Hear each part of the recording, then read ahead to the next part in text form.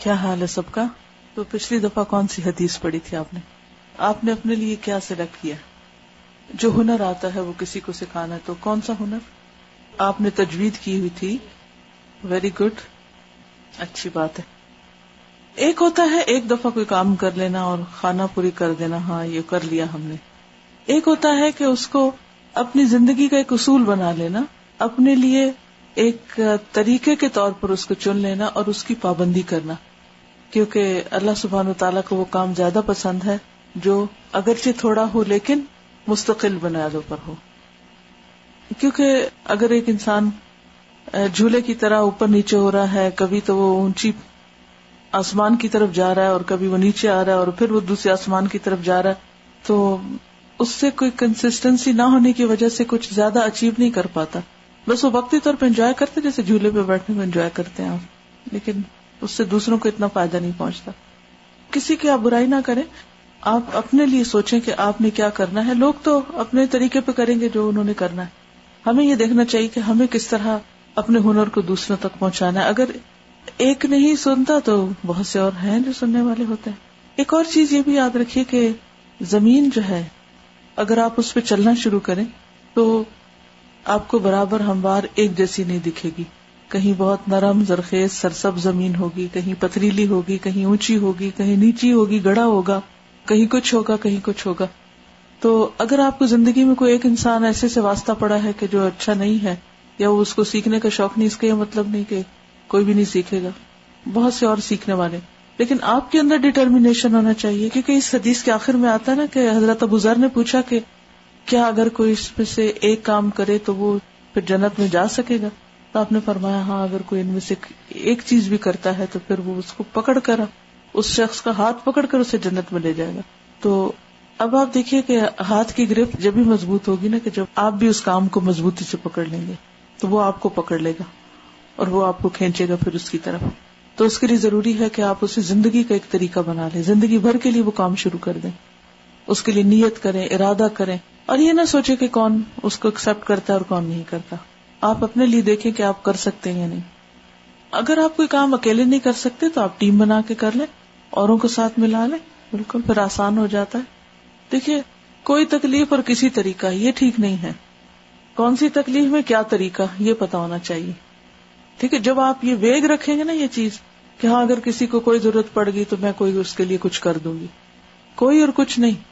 اگر مثلاً آپ یوں کہیں کہ میں بیماروں کو ہسپتال لے جاتی ہوں، جب میں نے اپنے آپ کو اس کام کے لیے آفر کیا ہوا ہے کہ اگر کوئی بیمار ہو، کوئی خاتون ایسی ہو جو خود ڈرائیو نہ کرتی ہوں، اور بعض اوقات ایسا ہوتا ہے نا ہسبینڈز کام پر ہوتے ہیں، یا عورتیں جو ہیں وہ بچے چھوٹے ہوتے ہیں، یا یہ کہ کوئی ایسی معذوری ہوتی ہے، اگرچہ ایسے شاید نہ بھی زیادہ لوگ ہوں لیکن پھر بھی ہوتے ہیں.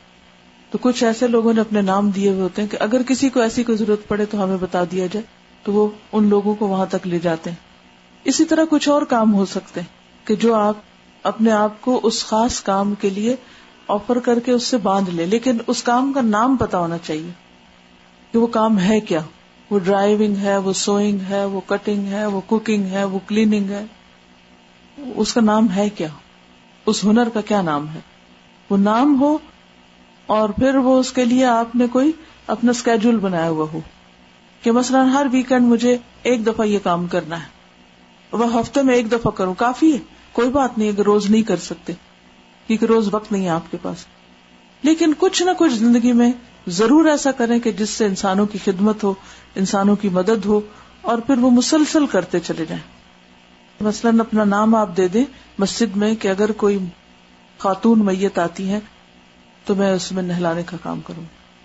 تو مثلاً میں نے اپنے لیے کون سا ایسا خاص کام رکھا ہے کہ میں یعنی کہ you should be known for that, لوگ آپ کو اس نام سے جانے کہ اگر کسی کو وہ ضرورت پڑ جاتی ہے تو سب سے پہلا نام آپ کا ہے ان کے دل میں کہ ہاں ہم فلاں سے کہیں گے تو ہمارا یہ کام ہو جائے گا. وہ ہے نا. آپ یقین کریں کہ ہماری بعض اسٹوڈینٹس ایسے ہیں، جب میں ابھی پاکستان میں تھی تو مختلف لوگوں سے میں ملی اور پوچھا کہ کیا کیا کرتے ہو تم لوگ. تو ان میں سے ایک نے کہا کہ میں نے یہ تہیہ کیا تھا کہ اگر کسی وقت بھی میت کو نہلانے کی ضرورت پڑے گی، چاہے دن ہو یا رات، تو میں حاضر ہوں. اور بعض اوقات ایسی ایمرجنسیز ہوتی ہیں کہ جس میں فوری طور پر کوئی چاہیے ہوتا ہے. ہم بعض نام دے دیتے ہیں، لیکن جب کوئی کال کرتا ہے تو ہم کہتے ہیں وہ ذرا ہم شادی پہ جا رہے ہیں، وہ آج ہمارے گھر مہمان آ رہے ہیں، آج فلانا کام ہو رہا ہے. نہیں، جب آپ نے ایک نام دے دیا تو پھر آپ نے دے دیا. پھر صرف آپ کو نہیں، آپ کے گھر والوں کو بھی پتا ہو، اور آپ کے خاندان کو بھی پتا ہو، اور ساری کمیونٹی کو پتا ہو کہ آپ اس کام کے لیے ہیں، لہذا وہ آپ کو شادی سے ایکسکیوز کر دیں. یہ بہت دفعہ ایسا ہوتا ہے نا کہ ہم معذرت کر لیتے ہیں کہ ہم فلاں شادی پہ اس لیے نہیں آ سکتے کیونکہ یہ میری ڈیوٹی ہے اور اس کام کے لیے مجھے جانا ہے. پھر سارے انڈرسٹینڈ کرتے ہیں کہ یہ میری کمٹمنٹ ہے. تو اس کام کو جو بھی آپ نے اپنی آخرت کے لیے کرنا ہے اس کو کمٹمنٹ کے لیول پہ نبھائیں، کیونکہ کسی بھی کام کے لیے کامیابی ہو نہیں سکتی جب تک آپ اس کو پکڑ نہ لیں کہ بس کرنا ہے، کچھ بھی ہو جائے کرنا ہے. اب یہ ہے کہ آپ اتنا کریں اس کام کو، اتنا کریں، کرتے جائیں کرتے جائیں کرتے جائیں، حتیٰ کہ پوری کمیونٹی میں آپ you should be known for that کہ ہماری بچیوں کے لیے اس چیز میں رہنمائی کے لیے ہماری فلاں بہن موجود ہے. You should be expert in that field. اور ایکسپرٹیز ایک دن میں نہیں آتی، تو اس کو زندگی لگتی ہے کر کر کے کر کر کے کر کر کے. تب لوگ آپ سے خدمت حاصل کر سکیں گے، فائدہ اٹھا سکیں گے، تب آپ فائدہ پہنچا سکیں گے. اگر کسی کو پتہ ہی نہیں کہ آپ کا ہنر ہے کیا، ایسا مجھے نہیں پتا کہ آپ میں سے کون کیا ہے، اور اگر مجھے کوئی آ کے کہتا ہے مجھے اس مدد کی ضرورت ہے تو میں تو آپ کا نام ہی دے سکتی. تو اپنے آپ کو پیش کرنا اور پھر اس کام کو کرنا، اور پھر ہر قیمت پہ کرنا اور کرتے چلے جانا، حتیٰ کہ پھر جب آپ اللہ کے پاس جائیں تو وہ عمل آپ کا آپ کے نامہ اعمال میں ہر چیز پہ بھاری ہو جائے. میں ابھی پچھلے دنوں کسی کلینک میں گئی تھی تو وہاں ایک میگزین رکھا ہوا تھا، تو ایک 84 ایئر خاتون کی تصویر بنی ہوئی تھی اس میگزین پہ، اور اس کا لکھا ہوا تھا کہ انہوں نے کوئی شاید کمپنی کھولی گھروں کو فکس کرنے کے لیے یا خرید و فروخت کے لیے. میں نے اتنا ڈیٹیل میں نہیں پڑھا ان کا کام، لیکن کوئی سروس ہی تھی اسی قسم کی، گھریلو کوئی سروس. 40 سال پہلے انہوں نے یہ کام شروع کیا تھا، اور 40 سال سے وہ یہ کر رہی ہیں، اور انہوں نے بے شمار لوگوں کو اب اس میں امپلائمنٹ دی. شروع ایک نے کیا، کام ایک نے کیا، چھوٹے پیمانے میں کیا، اور پھر وہ اس میں اتنی ماہر ہو گئی کہ پھر وہ اوروں کو بھی سکھانے لگی وہ کام، پھر اوروں کو بھی لگانے. کیونکہ ٹیم بنانے کے لیے بھی ضروری ہوتا ہے کہ ایک اینکر پرسن ہو جو ساروں کو پھر اپنے ساتھ لے کے چلے. کیونکہ اور اس کے لیے بھی کیا ضروری ہوتا ہے، لیڈرشپ کے لیے بھی ایک ضروری چیز یہ ہوتی ہے کہ ایک جو لیڈر بنا ہوا ہے نا وہ دوسروں سے زیادہ جانتا ہو اور دوسرے اس کی بات بھی سنے. ہمارے ہاں عام طور پر جب ایک جیسے لوگ اکٹھے ہو کے کوئی کام کرتے ہیں تو عموماً فساد کا شکار ہو جاتے ہیں. وہ ہر ایک اپنی لیڈری چاہتا ہے، ہر ایک بڑا بننا چاہتا ہے، کوئی اس کسی کی سنتا نہیں، لہذا وہ لڑ جھگڑ کے گھروں کو چلے جاتے ہیں. تو ضروری ہے کہ آپ کوئی بھی کام جب شروع کریں تو پہلے خاموشی سے صبر کے ساتھ اس کو اتنا کریں کہ آپ اس فیلڈ کے ایکسپرٹ ہو جائیں. پھر دوسروں کو آپ کا لوہا خود ہی ماننا پڑے گا. پھر آپ 20 لوگ کیا 20,000 لوگ بھی اپنے ساتھ چلا سکتے ہیں، پھر مشکل نہیں ہوتی. لیکن اگر آپ پہلے خود ہی ایک جگہ پہ نہیں کھڑے ہوئے، ایک قلعہ ہی نہیں لگا، تو دوسرے کیسے اس کے ساتھ بندھیں گے آ کے؟ ٹھیک ہے، ایک سے شروع کریں، پہلے اپنی عملی مثال قائم کریں. جب آپ کی مثال قائم ہوگی تو دوسرے لوگ آپ سے آ کے پوچھیں گے، پھر وہ آپ کی سنیں گے، پھر وہ آپ کی ٹیم بنتے جائیں گے. کرتے کرتے دائرہ جتنا چاہے پھیلا لے، پھر وہ کام صدقہ جاریہ بن جائے گا آپ کے لیے، ایک مثال بن جائے گی. وہ جو آتا ہے نا وَجَعَلْنَا لِلْمُتَّقِينَ إِمَامًا، کیا مطلب ہے اس کا؟ پڑھ چکے ہم، متقیوں کا امام بنا. اس کا کیا مطلب کہ کچھ لوگ آپ کے حضور آ کے جھک کے کھڑے ہو جائیں کہ ہم آپ کو امام مانتے ہیں، ہم سب متقی ہیں اور آپ ہمارے لیڈر ہیں. ایسے ہوگا یہ کام؟ ہاں. اور اس میں صرف نماز کا امام ہے یا کوئی اور امام بھی مراد ہو سکتا ہے؟ کسی بھی نیکی کے کام میں جب آپ خود مخلص ہوں گے، سنسیئر ہوں گے، تو آپ کو ساتھی بھی ویسے ہی ملیں گے. ٹھیک ہے نا؟ پھر ان کے اندر بھی تقویٰ ہوگا. صرف لیڈرشپ نہیں. کیسی لیڈرشپ؟ اور لیڈر صرف کسی ملک کا نہیں ہوتا یا کسی خاص اس کا نہیں ہوتا، کسی بھی کام میں آپ کی لیڈرشپ ہو سکتی، چاہے آپ وہ مردوں کے نہلانے کا کام ہی کیوں نہ کرتے ہیں، کچھ بھی، کوئی بھی کام، کیونکہ آپ نے اس میں مہارت حاصل کی، اس کام کو مسلسل کیا، اس میں انوویٹو آئیڈیاز لائے، دوسروں سے بہتر طور پہ وہ کام کیا، کسی کی امیٹیشن نہیں کی، بلکہ جب آپ نے اپنی دلچسپی ظاہر کی تو پھر کیا ہوا، اللہ سبحانہ وتعالیٰ کی طرف سے آپ کو تائید حاصل ہوئی، پھر آپ کا دل اور دماغ کھل جاتا ہے. یہ جو تقوی ہوتا ہے نا، تقوی انسان کے اندر کی ایسی کیفیت کا نام ہوتا ہے جس میں انسان کی 4 آنکھیں روشن ہو جاتی. ٹھیک ہے، اس کو دل، دماغ، کان، بصیرت، بصارت، ہر چیز اس کی بہتر کام کرنے لگتی. اور وہ اس اخلاص کی وجہ سے ہوتا ہے، اس سنسیئرٹی کی وجہ سے ہوتا ہے کہ جب وہ ڈیپتھ میں جا کے اس چیز کو اور زیادہ یعنی پوری امانت کے ساتھ لیتا ہے. ایک ہوتا ہے کسی کام کو جاب سمجھ کے کرنا، مجبوری میں کرنا، کسی نے کہہ دیا ہے اب کرنا پڑے گا، کر لیتے ہیں، اب کیسے نہ کریں. تو وہ اس میں خوشنودی اللہ کی نہیں ہوتی، وہ بندوں کی خوشنودی کے لیے ہوتا ہے. یہ تقوی نہیں ہوتا. تقوی کیا ہوتا ہے کہ اللہ کی خوشی کے لیے کرنا. اور پھر جب تقوی کے ساتھ کام ہوتا ہے تو پھر استقامت ہوتی ہے اس میں. جب آپ استقامت اختیار کرتے ہیں پھر آپ کو اس کام کے بہت سے ایسے پہلو نظر آتے ہیں جو دوسرے کسی کو نظر آتے ہی نہیں ہیں. پھر آپ کا دل دماغ اس کام میں لگ جاتا ہے، پھر آپ اس میں ایسی ایسی چیزیں بہتری کی لاتے ہیں، ایسے ایسے طریقے کہ جس سے لوگوں کو سہولت ہو، اور پھر کام اس میں برکت ہو جاتی اور وہ بڑھتا چلا جاتا ہے. اور اس میں اللہ سبحانہ وتعالیٰ کا طریقہ یہ ہے کہ یہ برکت وہ مسلمز کو بھی دیتا ہے اور نان مسلمز کو بھی دیتا ہے. جو شخص محنت کرتا ہے، لیس للانسان، الانسان میں کون کون آتا ہے؟ صرف مسلمان؟ سب آتے ہیں. لیس للانسان الا ما سعى وان سعيه سوف یرا. نہیں انسان کے لیے مگر جو اس نے کوشش کی، اور یقیناً اس کی کوشش دیکھی جائے گی. اللہ تعالیٰ اس کوشش کو دیکھتا ہے اور پھر اس میں برکت پیدا کرتا ہے. تو سنسیئرٹی کے ساتھ جم جائیے. کوئی تعریف کرے یا کوئی تنقید کرے، کوئی آپ کو سراہے یا نہ سراہے، کچھ آپ کو اس پہ اجر ملے کہ نہ ملے، آپ اس کام کو اپنی آخرت، اپنی جنت کے لیے کرتے چلے جائیں، کرتے چلے جائیں. اور جب آپ نے کر کے دکھا دیا نا تو اوروں کو بھی کرنے کا طریقہ آ جائے گا، موقع مل جائے گا، مثال قائم ہو جائے گی. جی اوکے. ہاسپٹلز میں بیماروں کے لیے بھی اسکاربرو میں وزٹ کرتے ہیں. اوکے، ایوری ویک جاتے ہیں. اس سے کیا ہوتا ہے، وہاں کیا کرتے ہیں پھر آپ لوگ؟ ہاں دیکھیے نا کہ جب کوئی شخص بیمار ہوتا ہے، ہاسپٹل میں ہوتا ہے، تو اس کو بعض اوقات اس سے زیادہ اٹینڈنس کی ضرورت ہوتی ہے جتنی نرسز سے ان کو ملتی. تو پھر اگر ایسے والنٹیئرز ہوں، چھوٹی چھوٹی چیزیں، بعض اوقات چھوٹی چھوٹی بات، بعض اوقات کسی کو سائڈ ہی بدلنی ہے، پاؤں ہی اوپر نیچے کرنا ہے، کچھ بھی کرنا ہے. اب آپ خود سوچیے کہ اگر آپ اتنی دعائیں کسی سے لے کر آئے تو جب بندوں کے دلوں سے اتنی ایسی دعائیں نکلتی تو کیا اللہ راضی نہیں ہوگا؟ ایسی دعائیں تو فوراً پہنچتی ہیں. لیکن اتنا حوصلہ کون لائے کہ انسان اپنے آرام کو چھوڑ کے کسی کی خدمت کے لیے جائے. تو چلیے ایک حدیث برکت کے لیے اور پڑھ لیتے ہیں، پھر دیکھتے ہیں کہ اس سے آپ کیا سوچتے ہیں. مگر یہ ہے کہ علم کا فائدہ جب ہی ہے جب ہم کچھ کریں. دیکھیے انہیں کہہ کہ جب اپنی سروس کو پیش کرتے ہیں اور پھر کبھی مجبوری ہو تو نہ کر سکے تو لوگ سنانے لگ جاتے ہیں، تو پھر اس کو کیسے ہینڈل کریں؟ یہی تو اصل بات ہے کہ کام صرف وہ شخص کر سکتا ہے جو تعریف تنقید سے اوپر ہو کے کام کرتا ہے.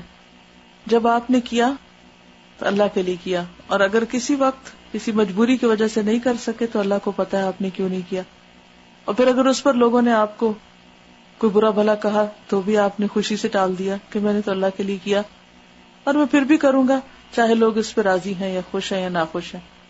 کام صرف وہ لوگ کر سکتے ہیں، اس لیے کہ یہ ہو نہیں سکتا کہ کوئی شخص نیکی کے کام میں نکلے اور اس کے کام میں رکاوٹ نہ آئے.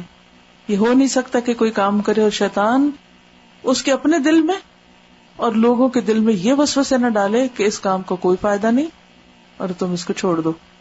کیونکہ شیطان کبھی نہیں چاہے گا کہ آپ کوئی ایسا کام کر سکے جو آپ کو جنت میں لے جانے والا ہو. وہ کبھی نہیں چاہے گا. کیا اتنا جنت کا راستہ کس سے گھیر دیا گیا؟ مشکلات سے، ناپسندیدہ چیزوں سے. تو جب تک آپ ان ناپسندیدہ چیزوں کی پرواہ کیے بغیر آگے نہیں بڑھیں گے جنت تک نہیں پہنچ سکتے.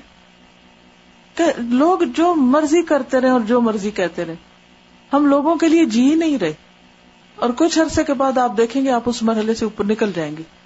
اگر آپ نے وہاں آج کی آیات میں کیا پڑھا آپ نے؟ احسب الناس ان یترکوا ان یقولوا آمنا وهم لا یفتنون. اور پھر ایک اور جگہ پر آتا ہے ام حسبتم ان تدخلوا الجنۃ ولما یأتکم مثل الذین خلوا من قبلکم مستهم البأساء والضراء وزلزلوا حتى يقول الرسول والذین آمنوا معه متى نصر اللہ الا ان نصر اللہ قریب. تو مشکلات آئیں گی، اس کو تو پہلے سے سوچ کے رکھ. یعنی ایسے اس طرح انسان ہلا دیا جاتا ہے نا، اس طرح ہلا دیا جاتا ہے کہ انسان سوچنے لگتا ہے کہ شاید جو میں کر رہا تھا وہ ٹھیک ہی نہیں، وہ مجھے کرنا ہی نہیں چاہیے تھا. اور جب انسان اس موقع پہ جم جاتا ہے تو پھر اللہ اس کے دل کو تھام لیتا ہے، پھر پختگی آ جاتی. اب دیکھیں جب پودا چھوٹا ہوتا ہے نا تو ہوا چلتی ہے تو کتنا وہ دائیں بائیں ہوتا ہے، کم یا زیادہ ہوتا ہے. پھر جو ذرا سا بڑا ہو جاتا ہے پھر وہ اس کے زلزلے ذرا کم ہو جاتے ہیں، پھر ذرا اور مضبوط ہوتا ہے تو وہ جھٹکے اور کم ہو جاتے ہیں. پھر ایک وقت آتا ہے کہ ہوا چلتی رہتی ہے اور اس کے آس پاس سے گزر جاتی ہے مگر وہ اپنی جگہ کھڑا رہتا ہے، الا یہ کہ اس کی جڑیں کھوکھلی ہوں، بنیادیں ٹھیک نہ ہوں تو پھر وہ ہوا اس کو بھی اکھاڑ کے پھینک دیتی ہے چاہے وہ کتنا بھی بڑا ہو چکا ہو. تو ایک طرف اخلاص اور نیت کی درستگی ضروری ہے اور دوسری طرف انتظار ضروری ہے. جلدی نہ کریں، وقت لگے گا جمنے میں. چلیے حدیث ہے مومن کی صفات. عن ابی ہریرہ قال قال رسول اللہ صلی اللہ علیہ وسلم المؤمن غر کریم والفاجر خب لئیم. ابو ہریرہ رضی اللہ عنہ سے روایت ہے، رسول اللہ صلی اللہ علیہ وسلم نے فرمایا مومن بھولا بھالا بزرگی والا ہوتا ہے، معزز ہوتا ہے، اور فاجر یعنی گناہ کا عادی مکار کمینہ ہوتا ہے، خب لئیم. یہاں مومن اور فاجر کا فرق رکھ دیا گیا ہے. مومن کی پہلی صفت کیا ہے؟ غر.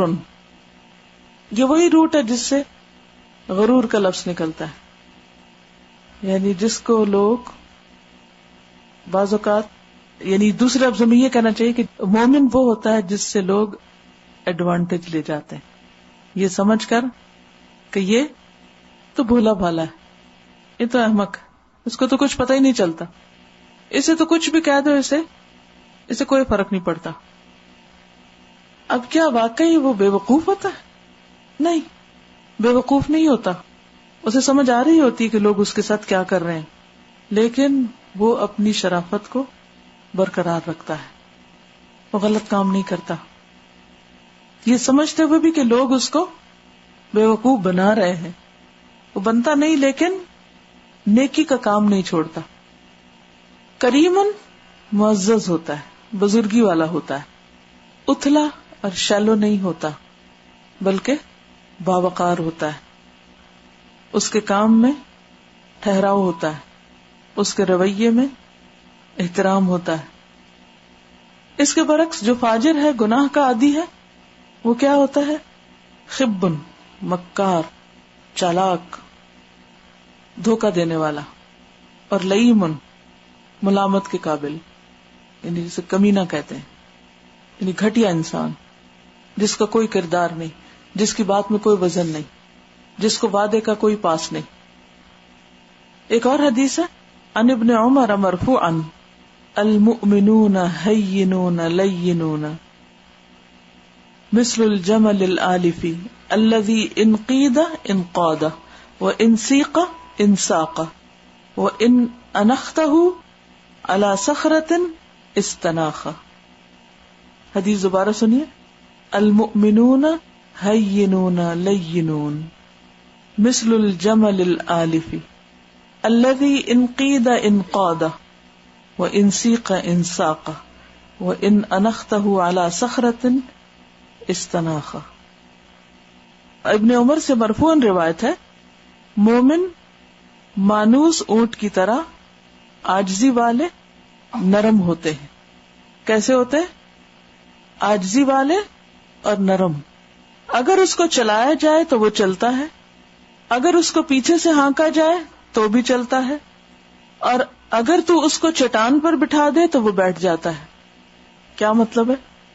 کہ مومن میں اکڑ نہیں ہوتی, انا نہیں ہوتی, بلکہ مومن ایک دوسرے سے مانوس ہوتے ہیں, ان کے اندر عاجزی ہوتی. عاجزی کیا ہے؟ ہمبلنس کیا ہے؟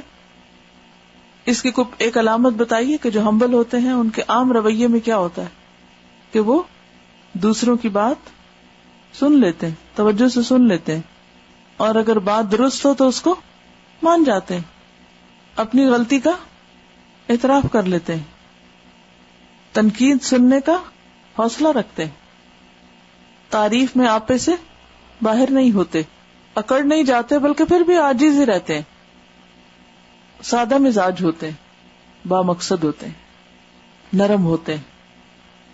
کیونکہ نرمی جہاں داخل ہو گئی وہاں خیر ہی خیر آ گئی, اور سختی جہاں آئی وہاں سے خیر رخصت ہو گئی.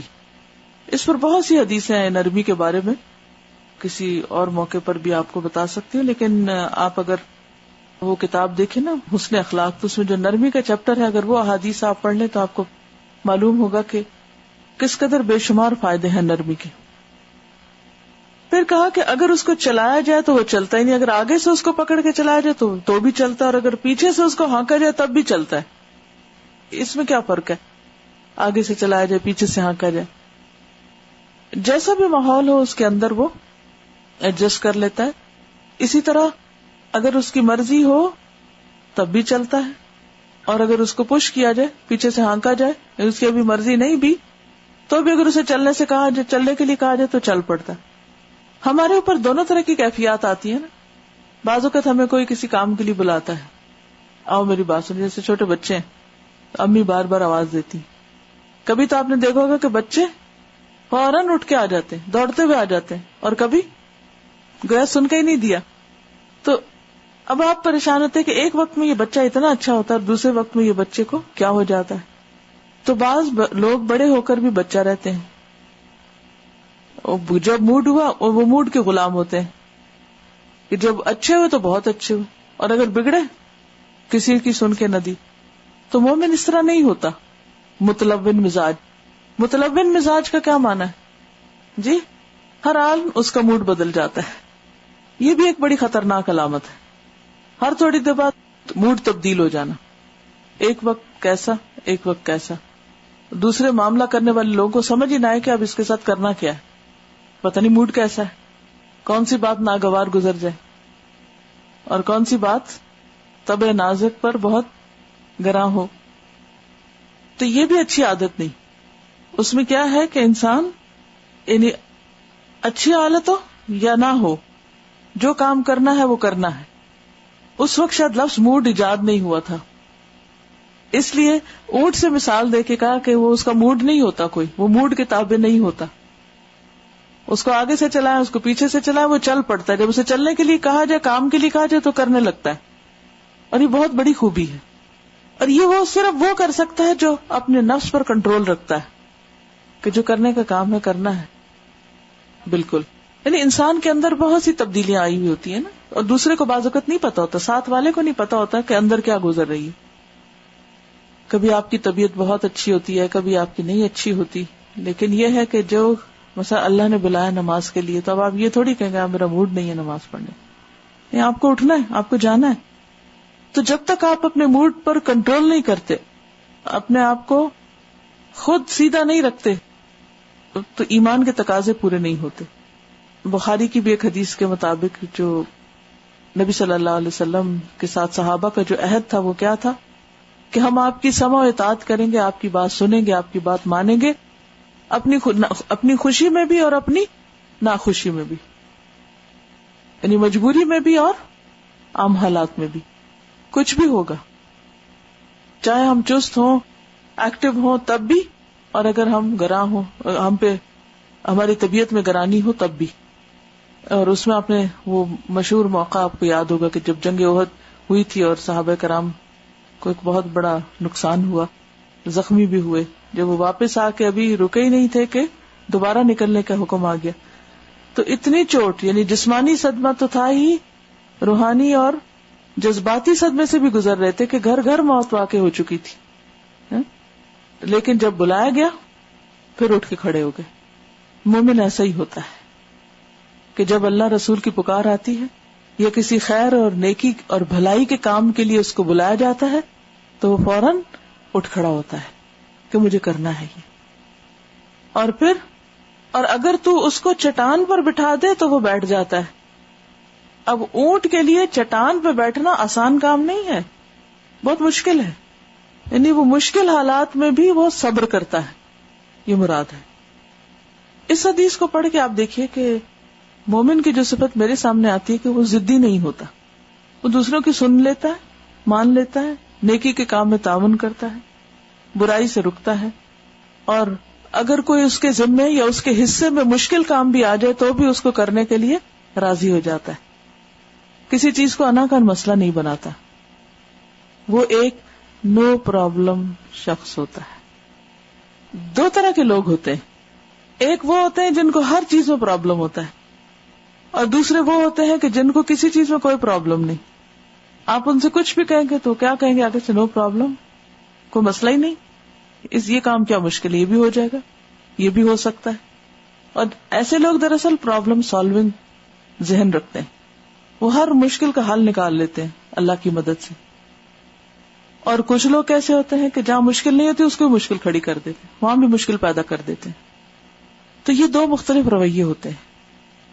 ہمیں اگر مومن ہونا پسند ہے تو کیا ہونا چاہیے؟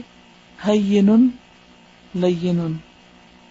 ایک اور حدیث میں آتا ہے، کیا میں نہ تمہیں بتاؤں کہ کون شخص ایسا ہے کہ جس پر آگ حرام ہے اور وہ آگ پر حرام ہے؟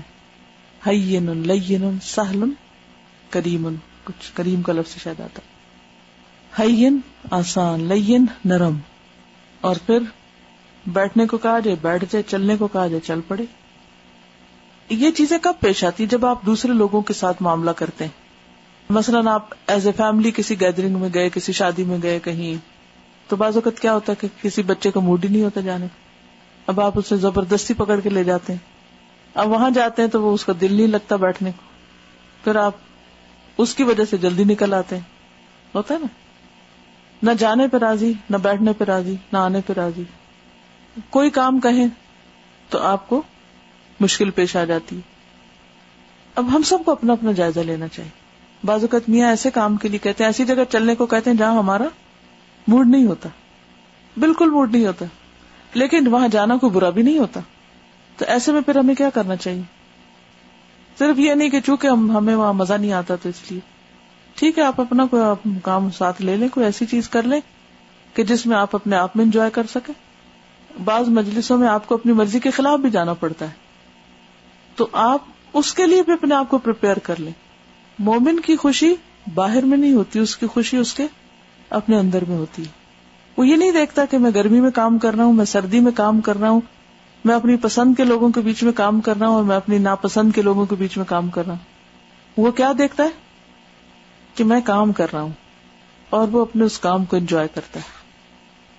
وہ ایسے لوگوں کے بیچ میں بھی جو اس کو پسند نہیں، ان کے بیچ میں بھی وہ اپنے لیے ایسی مصروفیت، ایسا کام، ایسی چیزیں تلاش کر لیتا ہے کہ وہ اس کو انجوائے کر رہا تھا. جیسے بالکل چھوٹے بچے بعض اوقات آپ نے دیکھا ہوگا کہ وہ اپنی کوئی کھیل، کوئی گیم کو اپنا کھلونا ساتھ رکھتے ہیں. وہ کسی کے گھر میں جائے، مثلا میرا ایک نواسا تو اس کو گاڑیوں کا بے انتہا شوق ہے.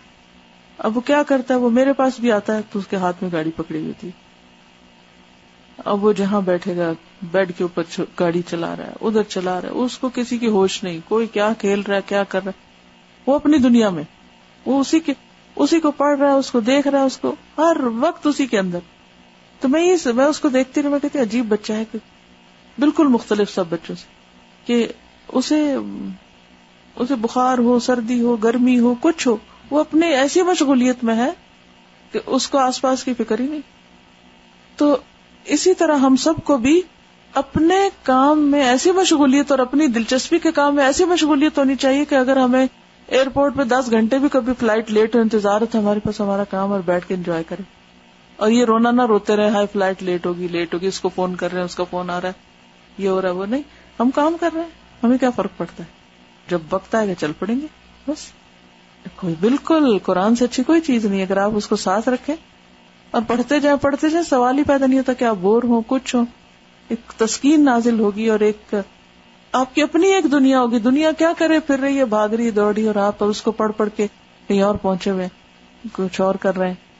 تو ہمیشہ اپنی وہی, پھر دوبارہ آج وہی بات کہوں گی کہ اپنی کسی ایسے فیلڈ میں ایکسپرٹیز پیدا کریں کہ اس کے اندر اتنے مشغول ہو جائیں کہ اس کو اتنا انجوائے کریں کہ آپ باہر کے انوائرمنٹ کو بھول جائیں, باہر کا ماحول آپ کے اوپر اثر انداز نہ ہو, آپ اثر انداز ہوں, اور ہر یعنی کہ جہاں خار بھی ہو وہاں بھی آپ پھول کھلانے والے بن جائیں.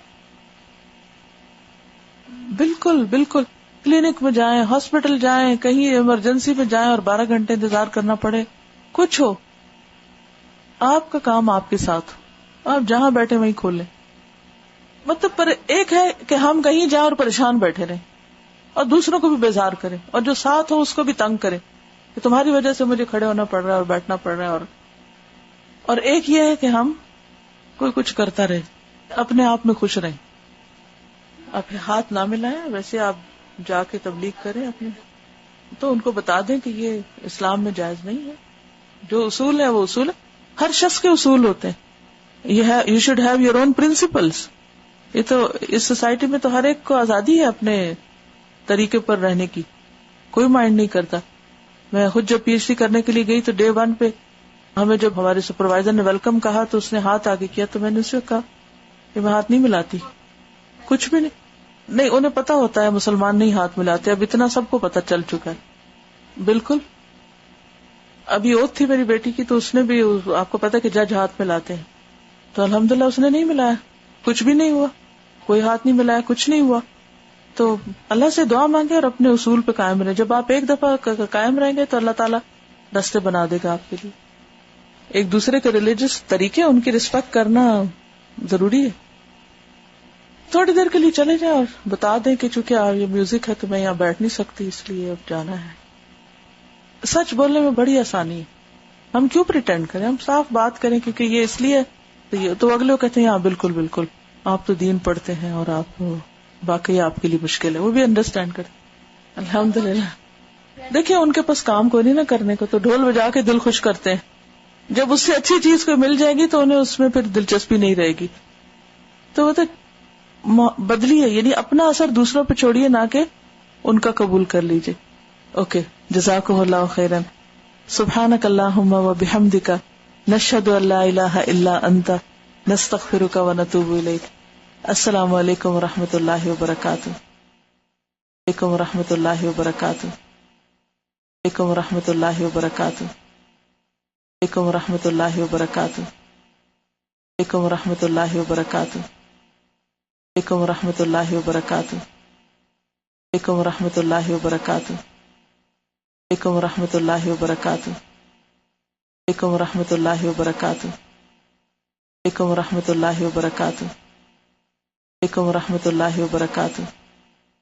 علیکم و رحمۃ اللہ وبرکاتہ. علیکم و رحمۃ اللہ وبرکاتہ. علیکم و رحمۃ اللہ وبرکاتہ. علیکم و رحمۃ اللہ وبرکاتہ. علیکم و رحمۃ اللہ وبرکاتہ. علیکم و رحمۃ اللہ وبرکاتہ. علیکم و رحمۃ اللہ وبرکاتہ.